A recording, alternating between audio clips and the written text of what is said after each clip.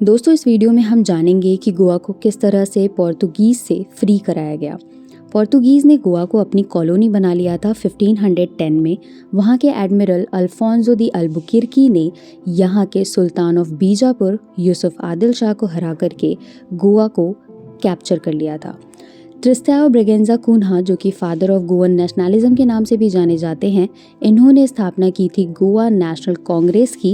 Eight the Calcutta session of INC in 1928। जैसा कि हमें पता है 1947 में ऑलरेडी काफ़ी ज़्यादा स्ट्रेस था क्योंकि इंडिया इंडिपेंडेंट हुआ था, तो नेहरू जी किसी भी तरीके का वॉर फिर से नहीं चाहते थे। इस वजह से वो नेगोशिएशन और डिप्लोमेसी के बेसिस पे गोवा को इंडिपेंडेंट कराना चाहते थे,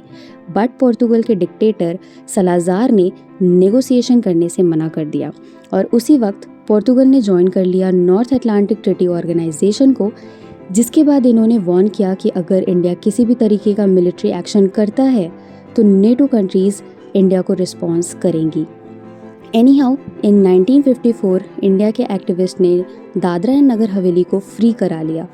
फ्रॉम दी पोर्तुगीज़, और इससे एनकरेज हो करके कुछ सत्याग्रहीज़ ने कोशिश की कि वो गोवा में एंटर करके पोर्तुगीज़ को वहाँ से बाहर निकाल फेंके, बट जैसे ही वो एंटर करे पोर्तुगीज़ ने उन पर अटैक कर दिया और काफ़ी ज़्यादा सत्याग्रहीज़ की डेथ हो गई। इस पर नेहरू जी ने एक स्पीच दी थी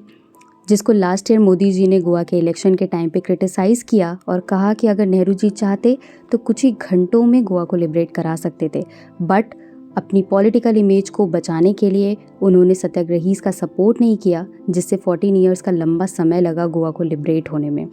हमारे इंडियन नेवी ने इसके बाद, जिनका पहला टारगेट था अंजादीव को फ्री कराना, ऑपरेशन चटनी चलाई और पोर्तुगल्स को वहाँ से बाहर निकाल फेंका और पोर्तुगीज़ के सारे रास्तों को ब्लॉक कर दिया, जिसके बाद हमारी मिलिट्री ने लीड किया ऑपरेशन विजय और फाइनली 19 दिसंबर को वसेलो सेल्वा ने सरेंडर कर दिया और इस तरीके से हमारा गोवा और Daman Diu after 400 years of Portugal rule 1961 में लिबरेट हो गया।